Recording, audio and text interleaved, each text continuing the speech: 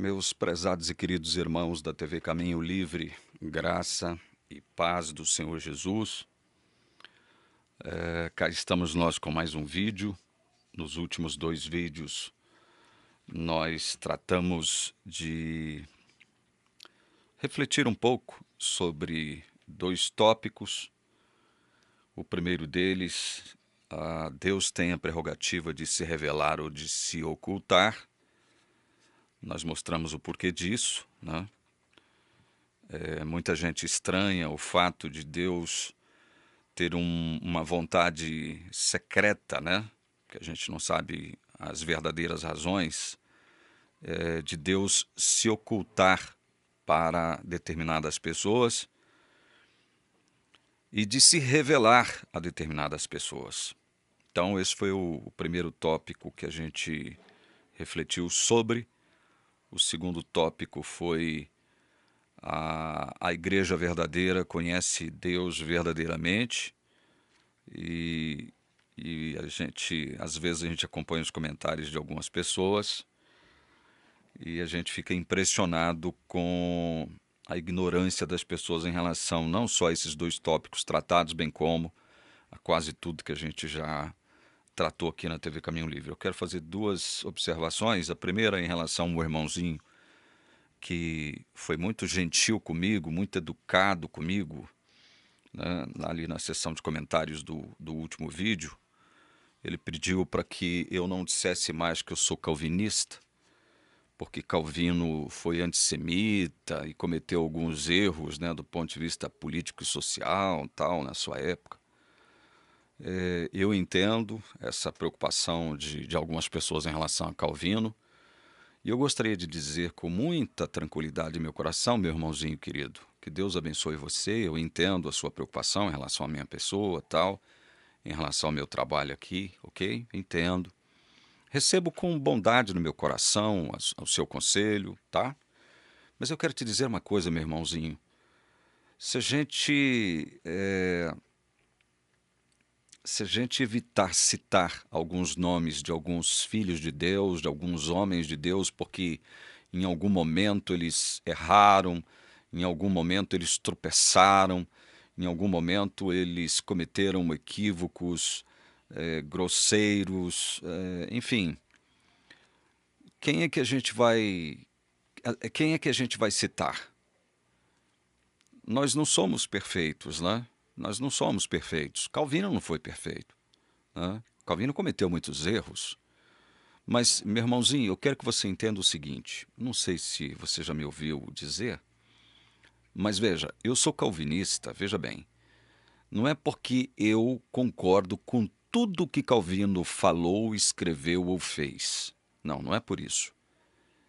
Eu me considero um adepto da teologia reformada, popularmente conhecida como calvinista, porque no que diz respeito ao evangelho da graça do Senhor Jesus Cristo, plano da redenção, plano de salvação, eu sou 100% calvinista. Entendeu o meu ponto de vista agora? Eu não vou deixar de dizer que eu sou calvinista nesse ponto, nesse aspecto. No aspecto do evangelho, do plano da salvação, do plano da redenção, o evangelho eterno. Eu sou 100% calvinista. Não entenda isso como uma afronta, uma falta de respeito para com o irmão. Como eu disse, eu entendo a preocupação do irmão em relação à minha pessoa, ao meu trabalho que eu faço aqui. Agora o irmão tem que entender também que existe muito preconceito em relação a Calvino, justamente por conta desses erros cometidos por ele. Esses posicionamentos equivocados que ele manteve em relação ao povo judeu, né? Lutero também. Lutero era antissemita, né? E eu acho que Calvino seguiu Lutero, né, nesse posicionamento antissemita, né? Assim como eu entendo como um erro de postura de Calvino, né, esse antissemitismo, eu entendo que alguns posicionamentos dele do ponto de vista até mesmo da, do arcabouço legal religioso da época foi um negócio meio, né, meio radical, né? Para não dizer muito radical, né? Então, assim, alguns posicionamentos de Calvino são passíveis de contestação, entende?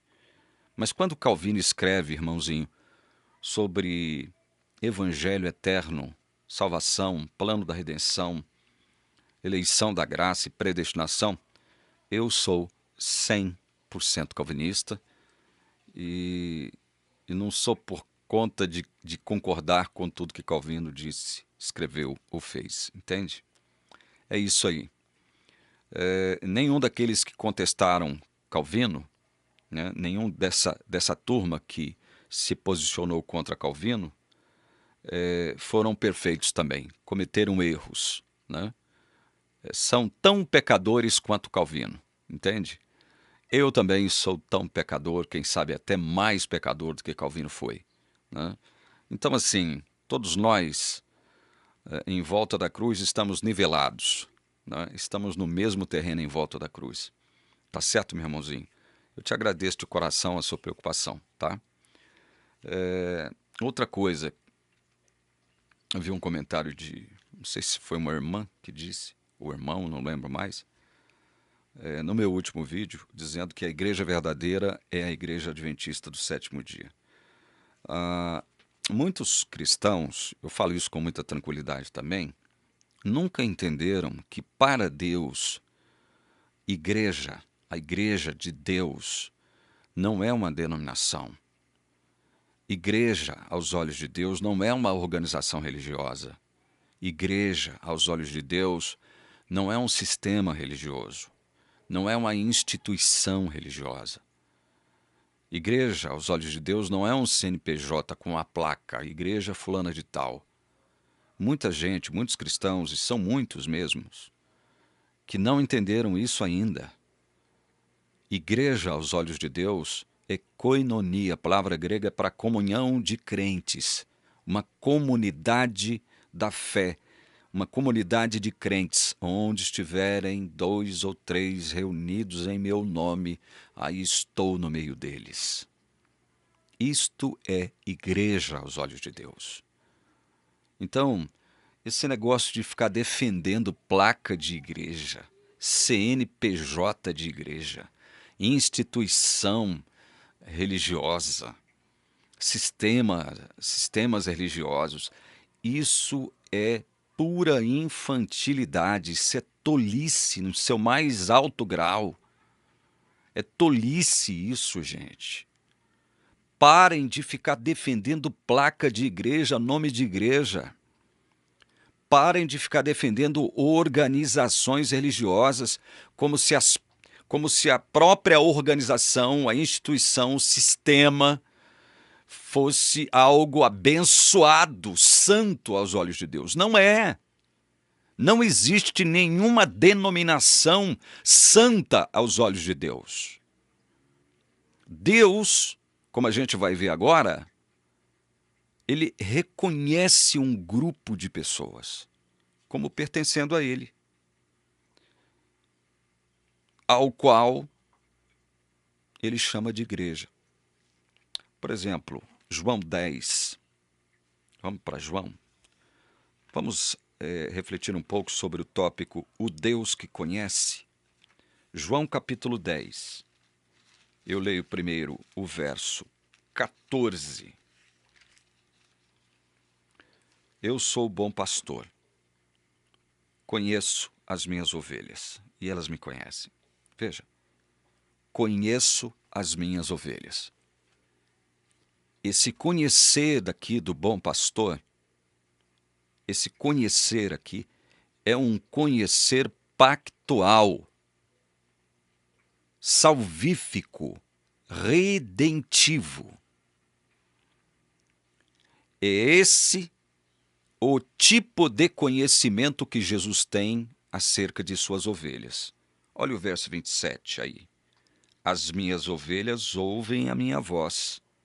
Eu as conheço e elas me seguem. Veja, Jesus se referindo às ovelhas como o quê? As minhas ovelhas. as minhas ovelhas. Pertencem a Ele. Pertencem a Ele. São suas ovelhas. E Ele está dizendo que as suas ovelhas, todas elas, está implícito aqui isso aqui, né? O todo, né? Todo aquele que Jesus enxerga como ovelha, pertence a Ele, ouve a sua voz. Ouve a sua voz. Esse ouvir a voz de Jesus aqui, da ovelha, não é simplesmente captar o som das palavras de Jesus e saber em que língua ele está falando. Não, esse ouvir a voz de Jesus aqui é quando o Espírito Santo trabalha com os eleitos de Deus no sentido de fazer com que eles internalizem a palavra de Deus como verdade, Jesus como Senhor e Salvador de suas vidas. É isso que significa ouve a minha voz. Todas essas ovelhas que ouviram a voz de Jesus,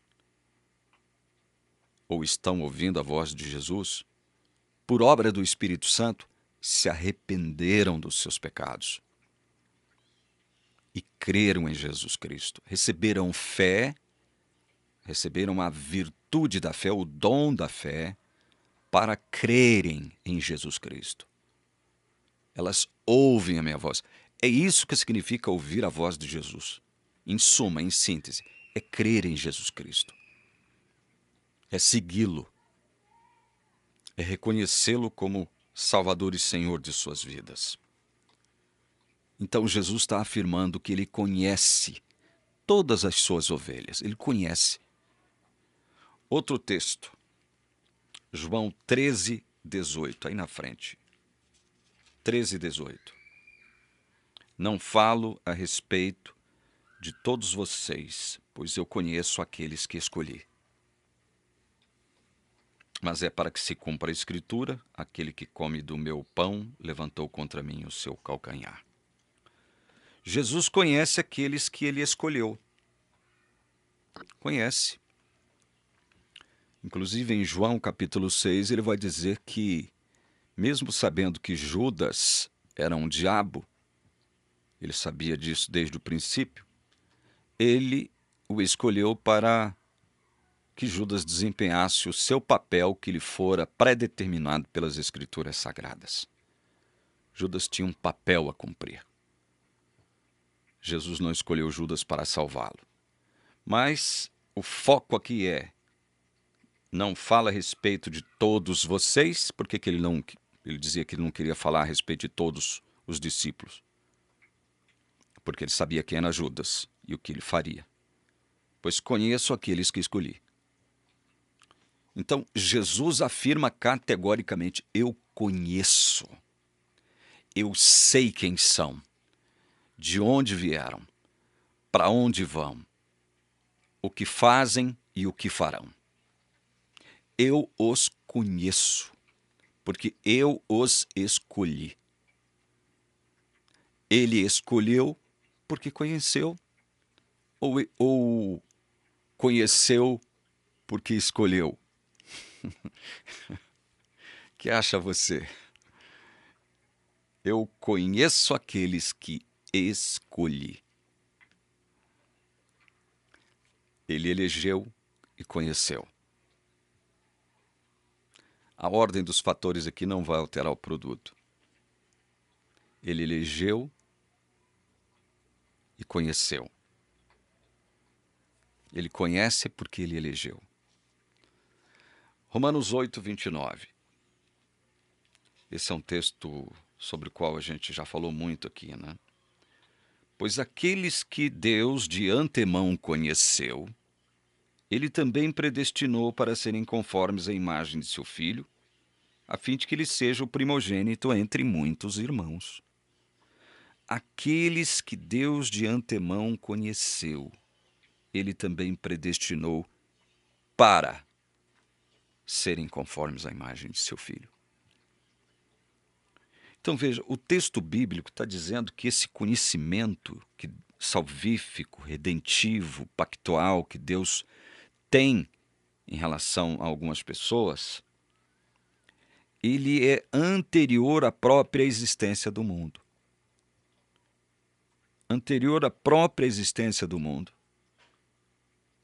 Porque Deus é onisciente. Deus é onisciente.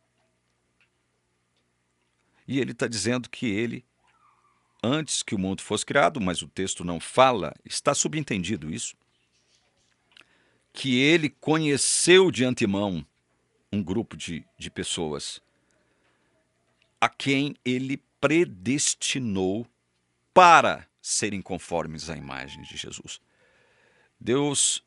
Paulo não está dizendo aqui que Deus conheceu porque eles já eram, né? Ou porque eles já estavam se conformando à imagem de Jesus. Não, Deus não os pré-conheceu por conta disso. Aliás, Deus não os predestinou por conta disso. Porque eles já estavam se conformando à imagem de Jesus, seu filho. Deus os conheceu e predestinou para que eles se conformassem à imagem de Jesus. Significa dizer que se Deus não pré-conhece e não predestina eles não se conformariam à imagem de Jesus. Era necessário Deus pré-conhecer e predestinar para que eles se conformassem à imagem de Jesus. É isso que o texto deixa subentendido, e não aquela visão arminiana de que Deus predestinou aqueles que ele previu, predestinou para a salvação, aqueles que ele previu que iriam receber Jesus como Salvador e Senhor. Não, não é isso que o texto está dizendo. O texto está dizendo que Deus conheceu de antemão um grupo de pessoas a quem ele predestinou para serem o que eles não eram. Esse é o sentido do texto. Está muito claro aqui, não adianta ficar torcendo o texto, brigando com a palavra de Deus, brigando com o texto bíblico, por conta de quê mesmo?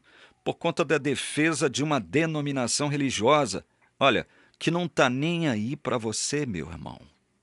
Estou falando para você, meu irmão adventista, minha irmã adventista. Teve uma irmã que comentou que eu fico batendo na mesma tecla e não prego o evangelho. Olha, com toda a humildade eu falo isso, irmãzinha da igreja adventista, que diz que eu fico batendo na mesma tecla e não prego o evangelho. Com toda a humildade eu digo para a irmã, dentre esses canais que estão aqui, com o objetivo último de desmascarar essa teologia mentirosa da igreja adventista, eu posso dizer para a irmã, com muita tranquilidade, sem inferiorizar, sem menosprezar, sem subestimar o trabalho dos meus colegas que aqui estão, eu sou o que mais fala de evangelho eterno aqui. Eu sou o cara que mais fala de evangelho eterno. Eu sou o ex-adventista do sétimo dia, aqui no YouTube, que mais fala de evangelho. Sou eu. Não falo isso com orgulho no meu coração, com aquela pretensa autoimagem ou um autoconceito exagerado acerca de quem eu sou. Não. Quem me segue aqui sabe que eu não tenho esse negócio comigo, de ficar me exaltando aqui. Eu não sou nada. Eu falo isso sempre. Eu não sou nada.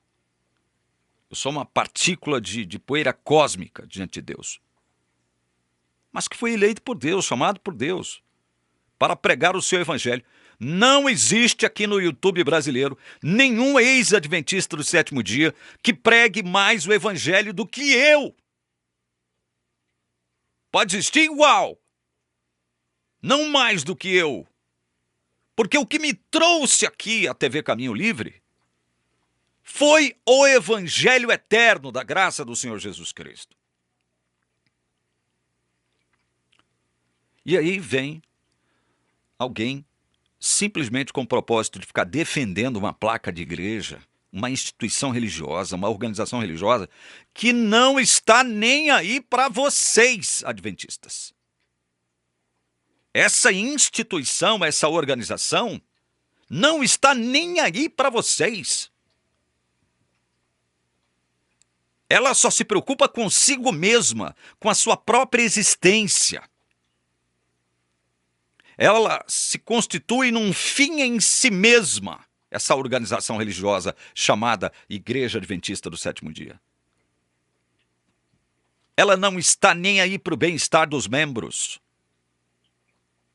Os membros mais humildes das igrejinhas, especialmente das periferias, recebem pouca atenção pastoral. Prestem bem atenção no que eu estou falando. Pouca atenção pastoral. Quando o pastor resolve visitar algum membro, aquele membrozinho de menor poder aquisitivo ou de médio poder aquisitivo, é para chegar lá e perguntar para ele: irmão, irmã, por que você não está devolvendo o dízimo? Qual o problema? O que está acontecendo?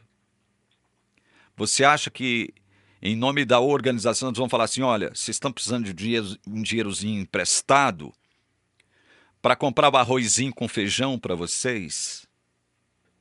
Vocês estão precisando de um dinheirinho emprestado para comprar o gás para vocês fazerem o arrozinho com feijão de vocês? Aliás, vocês estão precisando de um arrozinho com feijão, uma cesta básica? Vocês estão sem comida aí? É muito difícil você ouvir isso da boca de um pastor. Muito difícil. Não estou falando que é impossível e não estou falando que não existam bons pastores dentro da Igreja Adventista. Eu estou falando pastores. Entendam como uma atribuição espiritual, alguém que cuida das ovelhas, alguém que cuida, que pastoreia mesmo, que abraça, que acarinha, que alimenta. É nesse sentido que eu estou falando, de pastores. Eu sei que existem bons pastores dentro da Igreja Adventista, mas a grande maioria é constituída por gente descomprometida com o pastoreio, com o bem-estar das próprias ovelhas. Bem-estar espiritual, bem-estar social, bem-estar emocional. Não estão nem aí. Pastor gosta de visitar membro rico da Igreja Adventista, porque aí ele vai nadar de braçada, vai comer bem, vai ser bem tratado, né? É uma maravilha. Com membro rico, pastor com membro rico da Igreja Adventista, é uma coisa, ele fica à vontade, né? Mas vamos continuar com o nosso tópico aqui. Romanos 11, 2. Deus não rejeitou o seu povo, a quem de antemão conheceu. Ou vocês não sabem o que a Escritura diz a respeito de Elias, como pediu com insistência diante de Deus contra Israel, dizendo... Aí vem, né, aquela reclamação de Elias: Senhor, mataram os teus profetas, né? Só eu fiquei. Deus não rejeitou o seu povo, a quem de antemão conheceu. Veja, isso aqui depõe contra aquela ideia de que esses a quem o Senhor pré-conheceu de modo salvífico e pactual poderão ser lá na frente rejeitados por algum motivo, por algum pecado, uma queda moral, né? Um escorregão moral, um tropeço moral, um pecado. Meu irmão, o que vai dizer a Igreja Adventista? Deus perdoa seus pecados passados. De agora em diante, a coisa é com você e Deus. Deus te salvou pela graça, perdoando seus pecados passados. Mas agora, a partir de agora, é julgamento pelas obras, tá? Você foi salvo pela graça, mas será julgado pelas obras. E aí, o membro, diante desta ameaça de que ele pode perder a salvação a qualquer instante, por conta de um escorregão, de um pecado, Deus poderá rejeitá-lo. Gente, Deus criou Eu estou falando criou, mas numa linguagem bem humana, né? Bem limitadinha, bem pobrezinha. Um negócio chamado graça. Na verdade, graça é uma série de coisas. Graça proveniente do amor de Deus, da justiça de Deus, da bondade de Deus, da misericórdia de Deus. Graça é tudo isso. É um sentimento de Deus por seu povo que ele pré-conheceu. E mais que isso, é uma ação em direção, uma ação de resgate, de conquista em relação a esse povo que ele pré-conheceu. E Deus está dizendo, através de sua palavra, que esses a quem ele pré-conheceu de modo redentivo e salvífico, que ele não rejeitou.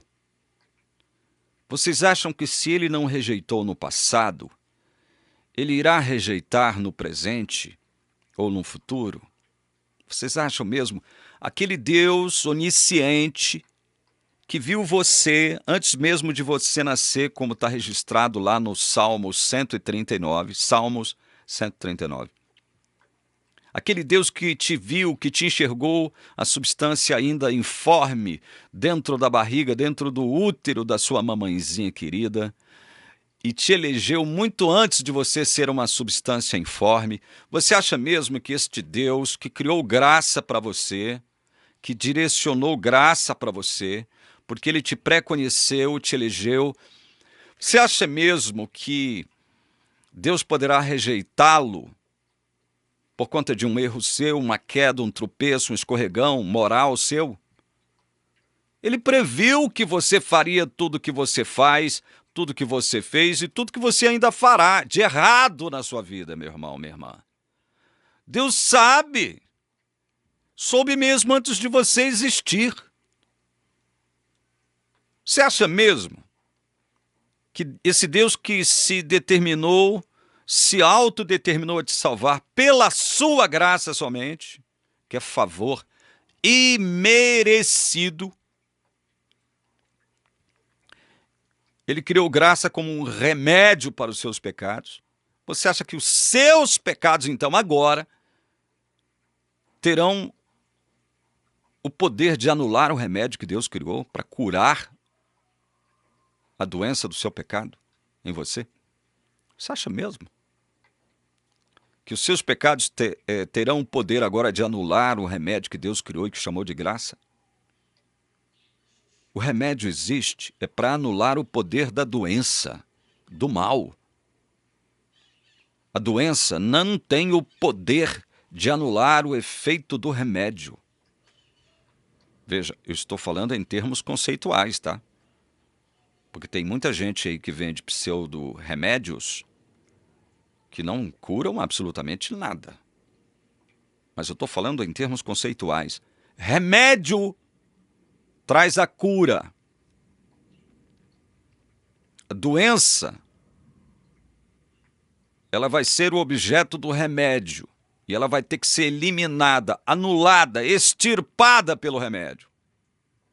Vocês estão entendendo? Estou falando de modo conceitual. Graça foi direcionada a nós, que fomos pré-conhecidos por esse Deus maravilhoso, que nos elegeu. Graça,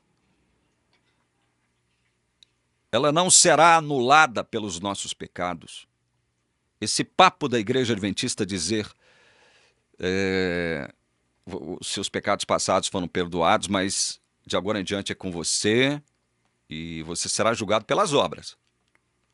Se for assim, ou se fosse assim, porque eu tenho certeza que não é,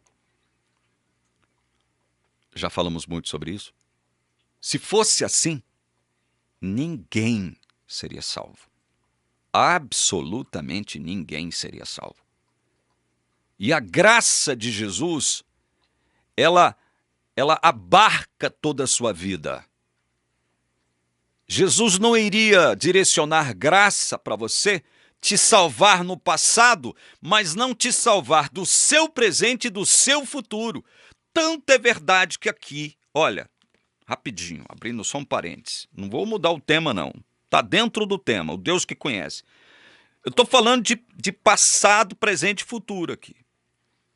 Porque a igreja adventista diz que seus pecados passados foram perdoados, mas os que você comete hoje e os que você cometerá amanhã, ou seja, o seu presente e o seu futuro, você tem que resolver sozinho com Deus. Como diz Ellen White, a velha caduca, você está na sua sorte com Deus, diante do seu presente e do seu futuro.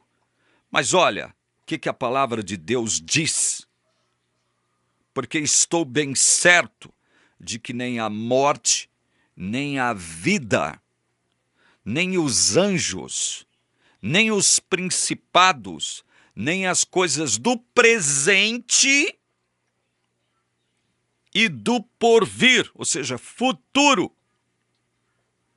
nem os poderes, nem altura, nem profundidade, nem qualquer outra criatura poderá nos separar do amor de Deus que está em Cristo Jesus, nosso Senhor.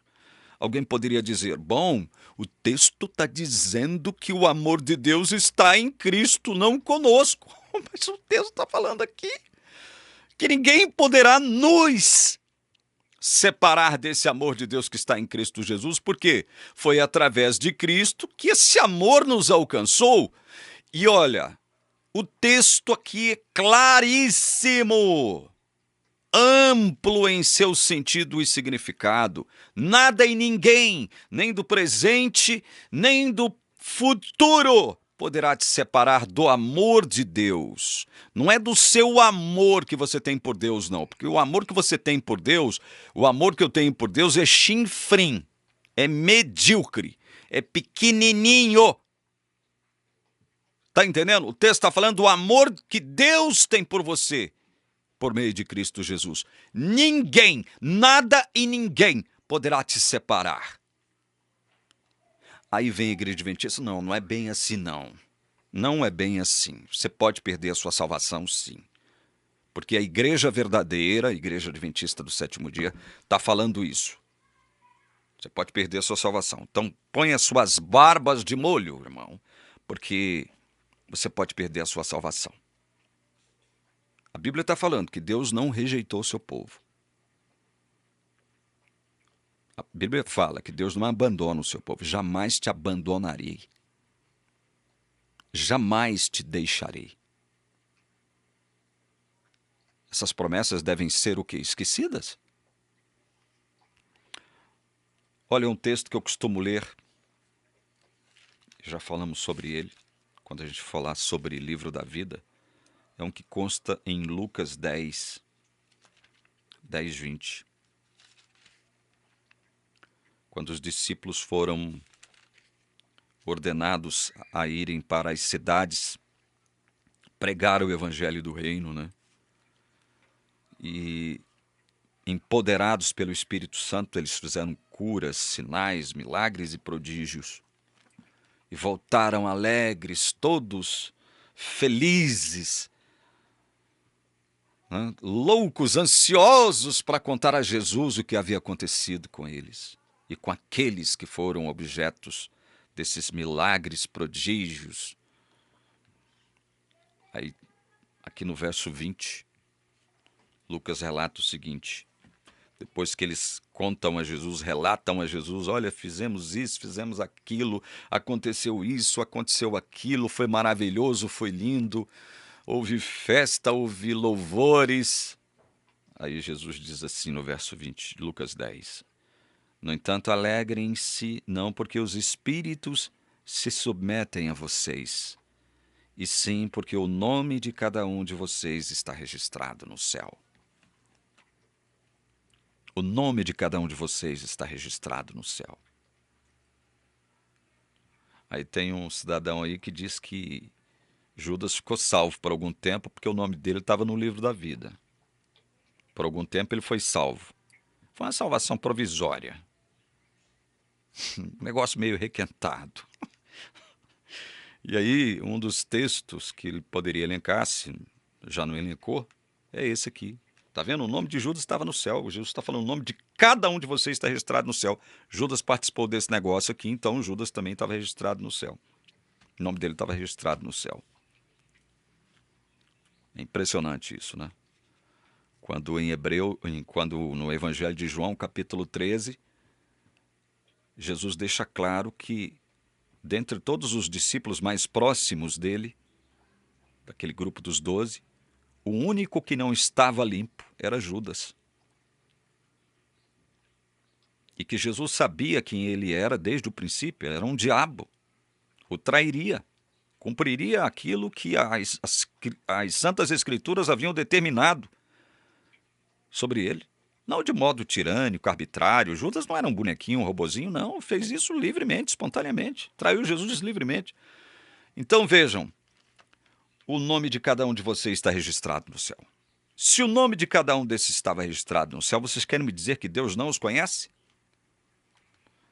Qual é a possibilidade de Deus não conhecer os nomes desses que estão registrados no livro da vida, que está no céu? Qual a possibilidade de Deus não conhecer esses nomes? Olha, só se você tiver um cérebro do tamanho de um grão de quê mesmo? De mostarda? Hã? Só se você tiver um cérebro do tamanho de um grãozinho de areia para pensar nisso. Não, Deus não sabe quem são esses, não. Deus conhece todos eles. Porque quem, afinal de contas, determinou que o nome deles fosse inscrito no livro da vida desde a fundação do mundo? Não foi Deus? Aí tem alguém com a capacidade de dizer que Deus não conhece esses aqui? Está no livro da vida. Foram predestinados para a vida eterna, não vida provisória. Não é vidinha mais ou menos, não é vida meia boca. Ah, hoje você está salvo, menino. Mas cuidado porque amanhã você pode se perder. Que evangelho é esse? Outro texto que eu leio, 2 Coríntios 6:9. Acerca do Deus que conhece. 6:9 diz assim, interessante esse discurso aqui de Paulo, né? Falando sobre o ofício de apóstolo, né? Das dificuldades, das aflições. Não era uma vida fácil a vida de apóstolo, né? E, no entanto, os apóstolos de hoje querem viver em mansões, com carro zero, com conta bancária recheada de milhões, né? Os pseudo-apóstolos. Eu morro de rir disso. Apóstolos. Aí aqui no verso 9 Paulo diz: como desconhecidos, ou seja, eles viviam como se fossem desconhecidos, né, também, mas sendo bem conhecidos, como se estivéssemos morrendo, mas eis que vivemos como castigados, porém não mortos. Como desconhecidos, mas sendo bem conhecidos. De quem Paulo está falando aqui? Ou para quem você é bem conhecido? Quem é essa pessoa que não aparece aqui no versículo? Que te conhece muitíssimo bem. Eu diria que até melhor do que você mesmo. Quem é, senão Deus? Hein? Que te conhece muitíssimo bem. Isso não é maravilhoso? Esse Deus que te conhece muito bem, sabe quem você é desde antes de você nascer? Sabe quantos pecados você vai cometer em toda a sua vida, quais você já cometeu, quantos você está cometendo no presente e quantos e quais serão os pecados que você cometerá no futuro. Esse mesmo Deus ainda assim continua te chamando e a graça dele vale para você. Porque a graça dele foi baseada não naquilo que você é ou naquilo que você fez enquanto um ser humano natural. Não. Mas porque a sua vida agora pertence a Jesus. Você está escondido em Cristo. Você é corpo de Cristo. Deus não pode rejeitar o corpo de Cristo. E Cristo não terá um corpo aleijado. Cristo não pode ter um corpo aleijado. Você que verdadeiramente pertence ao corpo de Cristo. Verdadeiramente. Você pode escorregar aqui, pode escorregar ali, você pode desviar aqui, pode desviar acolá, mas você não ficará caído. Você não ficará prostrado. Lembram-se da parábola da ovelha perdida? Da dracma perdida? Do filho pródigo? Você é bem conhecido por Deus. Isso não te conforta, não te consola? Para muitos, o fato de Deus os conhecê-lo bem significa horror. Jesus, misericórdia. Deus me conhece muito bem. O último texto que a gente vai ler sobre esse tópico, 2 Timóteo 2,19. Mas não é porque não tem mais textos que a gente poderia ler para meditar ou refletir sobre esse tópico. Não, é porque o tempo aqui já estourei meu tempo desse vídeo. 2 Timóteo 2,19, já falei muito sobre esse texto aqui. Entretanto, o firme fundamento de Deus permanece, tendo este selo.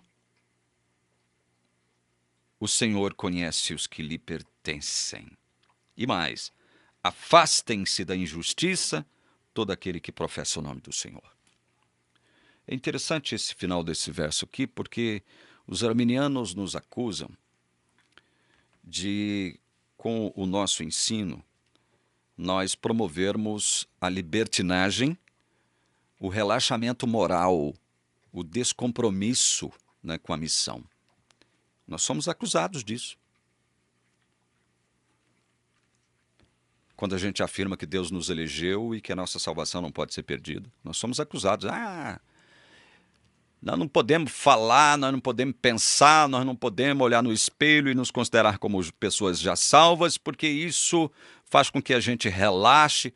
Olha, isso acontece na vida de muito crente mesmo. Esse relaxamento moral. Eu não vou dizer para vocês que não acontece, não. Acontece sim. Acontece até na vida de gente eleita. Gente escolhida. Agora, o propósito da gente falar que Deus nos conhece, porque nós pertencemos a Ele, porque fomos comprados com o sangue de Jesus, comprados. Outra ilustração que Jesus se utiliza, além desse da compra, é aquele em que ele diz que, olha, como é que você vai saquear a casa do valente sem antes prendê-lo, sem antes amarrá-lo? Como? Como é que você saqueia a casa do valente sem antes amarrá-lo? Você tem que amarrar o valente primeiro, para depois entrar na casa dele e saquear os seus bens.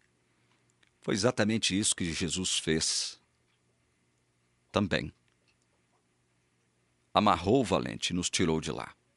Porque nós, por nós mesmos, não tínhamos possibilidade nenhuma de nos livrarmos desse valente, que é o diabo, é o Satanás.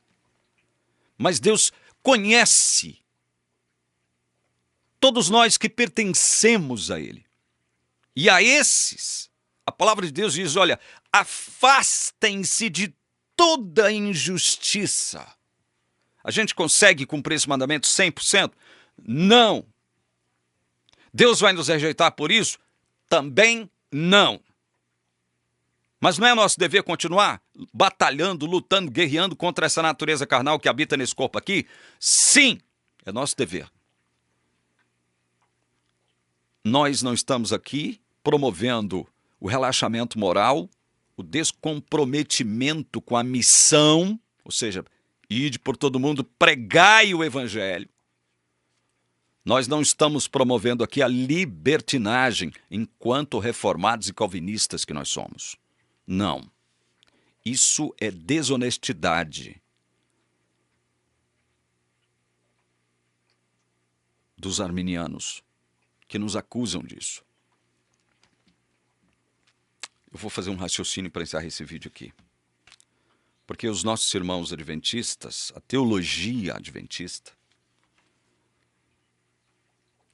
diz o seguinte: olha, não existe esse negócio de Deus conheceu de antemão e predestinou.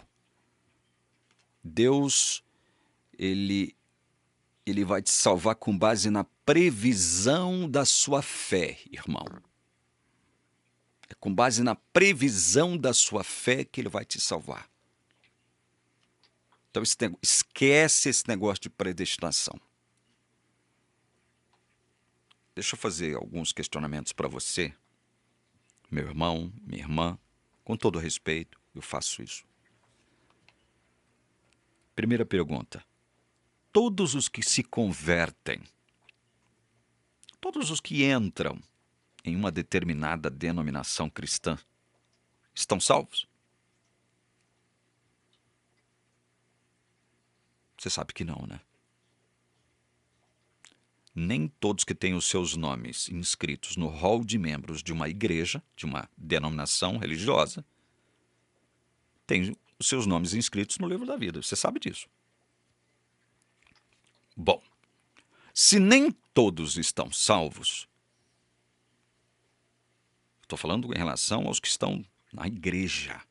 Veja, não estou mencionando a igreja específica, não, tá?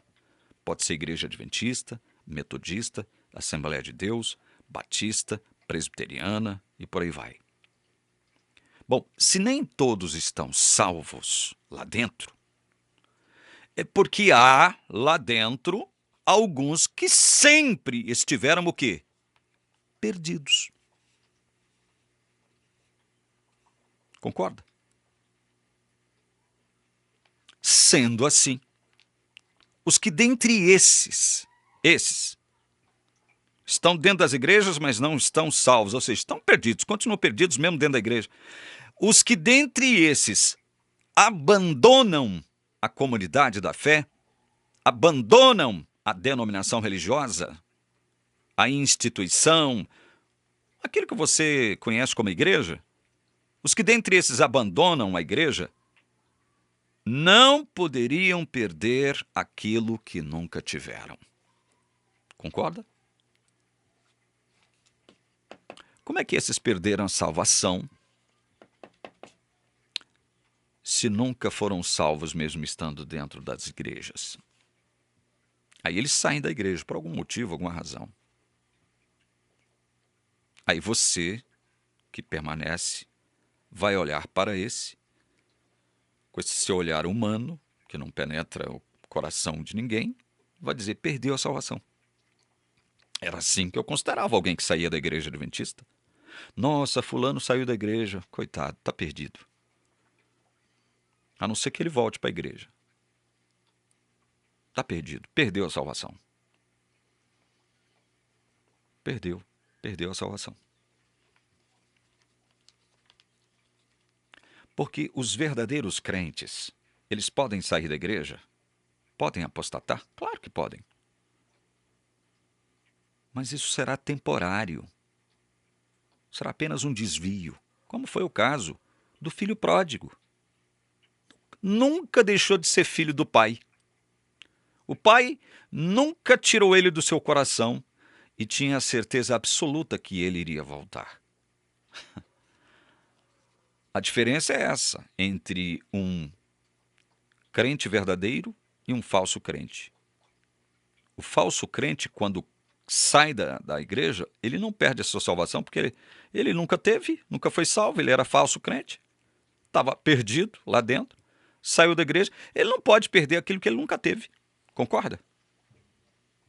Agora, o crente verdadeiro, ele sai da igreja, ele se desvia, ele cai, mas ele é crente verdadeiro. Como diz lá o Salmos 37, Deus o toma pela mão e o segura, se ele cair. Daniel 11:35 disse que Deus predeterminou a queda de muitos para purificá-los, embranquecê-los, ensiná-los. Deus predeterminou a queda de muitos para isso, com esse propósito, dos verdadeiros. Outro questionamento que eu faço, eu vou encerrar o vídeo. Se Deus é onisciente e só elege alguém que ele previu que receberá Jesus como seu Salvador, como Deus poderia eleger alguém que, segundo sua previsão, num certo momento supostamente receberia Jesus, mas que em outro momento o rejeitaria. Deus não previu esses? Que entram nas igrejas como que supostamente recebendo Jesus como Salvador, só que não. Num dado momento eles ficam lá, mas num outro momento eles rejeitam a Jesus. Na verdade, rejeitaram a igreja, né? Porque nunca aceitaram Jesus de verdade, nunca receberam Jesus de verdade. Deus não previu que esses existiriam? Hein? Como Deus poderia salvar alguém que ele sempre soube que rejeitaria Cristo? Hein? Como Deus poderia salvar ou eleger e salvar alguém que ele sempre soube que rejeitaria Cristo, mesmo participando de uma igreja? Como? Meus queridos irmãos, só há dois caminhos. Um caminho é aquele que o próprio Deus abriu para você andar nele. É o caminho da eleição, da escolha soberana divina sobre você. Ele pré-conheceu você. Pré-conheceu você de modo salvífico e pactual. Quando ele escreve seu nome no livro da vida, ele diz: eu vou salvá-lo. Estou predestinando você para que você se conforme à imagem do meu filho. E você, porque foi predestinado, você receberá e ouvirá o meu chamado. E você que ouviu o chamado, recebeu o chamado, você será justificado. E você que foi justificado, você será glorificado. Obra de Deus, meu irmão. Obra de Deus. Esse é o caminho da salvação, do Deus que conhece você. Conhece bem você, melhor do que você mesmo. E o outro caminho é aquele, daqueles que Deus não elegeu para a salvação. A resposta que a Bíblia dá para isso é porque foi do agrado dele. Agora, se você continuar perguntando, mas por quê? Depois disso, aí, meu amigo, aí é contigo e Deus. Eu não vou entrar nesse mérito aí, não. No próximo tópico, no próximo vídeo, nós vamos analisar qual é o ponto em comum de todos aqueles a quem Jesus não conhece. Tá? Esse será o próximo tópico. Que Deus abençoe você, em nome de Jesus. Amém.